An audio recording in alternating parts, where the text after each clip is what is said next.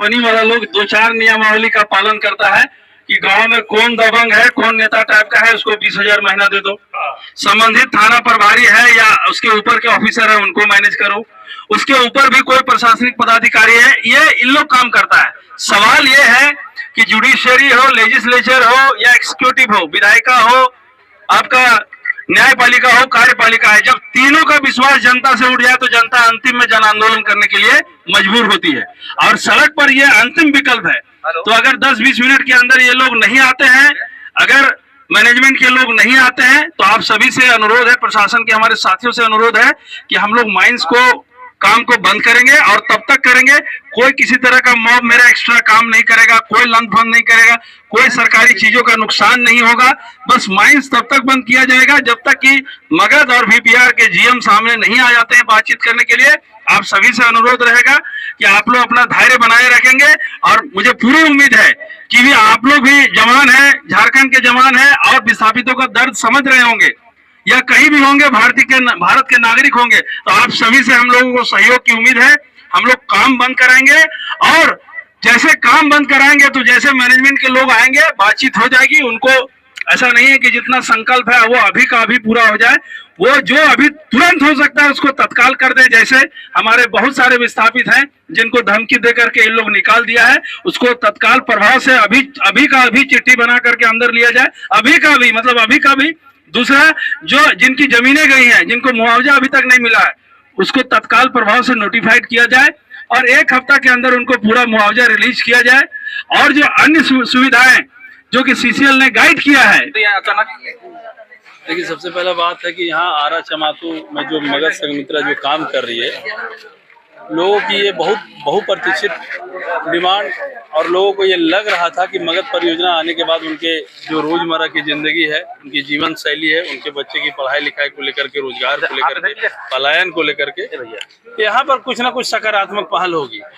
लेकिन क्या सकारात्मक पहल होगा? और लोग नकारात्मक में चला गया। जो जमीन पर खेती बाड़ी होता था उसको भी लोग ले लिया और दिन रात करके गड्ढा कर रहा है। अगर 100 गाड़ी 1 नंबर में निकल रहा है तो 300 गाड़ी 2 नंबर में निकल रहा है। अब किसी भी कोयला माफिया या कोयला बाजार में पता करिएगा तो वो लोग बता देगा कि मगध से मंगवा लीजिए, मगध से सस्ता कोयला आता है। कहाँ आता है?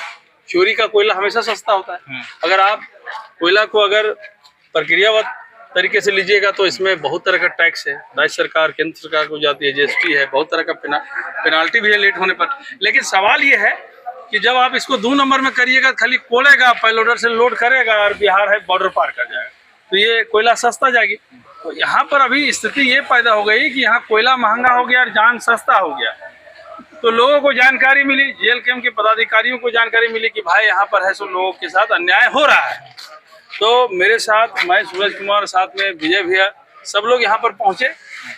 हम लोगों ने इसका आज सच कहिए तो आज हम लोग थोड़ा पैरामीटर नापना चाह रहे थे कि सचमुच में जो जाप्ती है इसका क्या लेवल है। तो अब हम लोग ये जो इन लोगों का जाप्ती का जो लेवल है वो एक्सट्रीम लेवल है, ये पार कर गया है। मतलब जैसे नहीं होता आदमी को काट के खा जाना, वैसे आदमी लोग को यहाँ डरा के खा गया है। आप मतलब अपना नौकरी और हक अधिकार के लिए आज बोलेंगे ना तो कल आपको बैठा दिया जाएगा, चाहे सरकारी में रहिए या फिर आउटसोर्सिंग में काम करिए। वो एक शब्द बोलिए तो खत्म हो गया कहानी।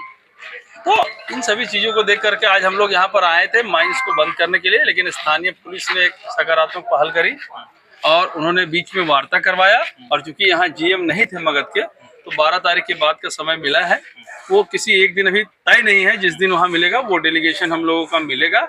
और उससे पूर्व में हम लोगों ने तैयारी कर ली है कि टाइगर जयराम महतो का यहाँ पर आगमन होने जा रहा है और इसी मंथ में आ रहा है, इसी मतलब मंथ में आएंगे और 10 से 15 तारीख के बीच में आएंगे। वो भी डेट फाइनल हो जाएगा और हम लोग पूरी कोशिश करेंगे कि सीएमडी से कोऑर्डिनेट करके यहाँ के जीएम को कोऑर्डिनेट किया जाएगा और टाइगर दा की उपस्थिति में हम लोग ग्रामीणों और जो मगध के प्रशासनिक तंत्र हैं उनके बीच में हम लोग चर्चा और वार्ता करेंगे और ताकि लोगों को न्याय मिल सके। कुछ लोग जो कोयला चोरी को लेकर के एक इनसाइड स्टोरी भी बता देते हैं, क्योंकि आप लोग पत्रकार हैं, आपको जानकारी होनी चाहिए।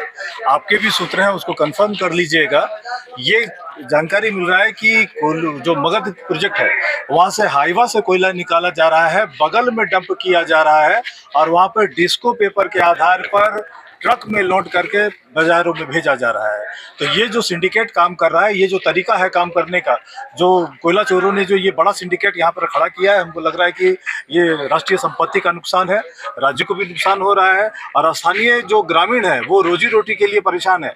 मगर कोयला चोर यहाँ पर जिस ढंग से अपना बाजार बनाए हुए हैं, मैंने कहा कि आप अपने सूत्र से भी पता कीजिए कि यहाँ का जो जीएम है वो फंसे नहीं, इसलिए हाईवे से कोयला निकाल करके बगल में डंप किया जाता है और ट्रक में लोड किया जाता है और डिस्को पेपर से बाहर भेजा जा रहा है, जाली पेपर से बाहर भेजा जा रहा है। हम लोग सुना करते थे कि मगध में बहुत ज्यादा गड़बड़ हो रहा है, कोयला चोरी बहुत अधिक हो रहा है और सबसे अधिक देखिए अगल बगल के जो सीसीएल के जो जीएम है वो ये सारा इंफॉर्मेशन लीक कर रहे हैं। ये और भी दुर्भाग्य का विषय है और ये भी आश्चर्यजनक विषय है कि एक जीएम दूसरे प्रोजेक्ट का, दूसरे कोलियरी का पोल खोल रहे हैं कि हमारे यहाँ आप क्या देख रहे हैं, मगध में जाइए और मगध की कहानी सुनिए।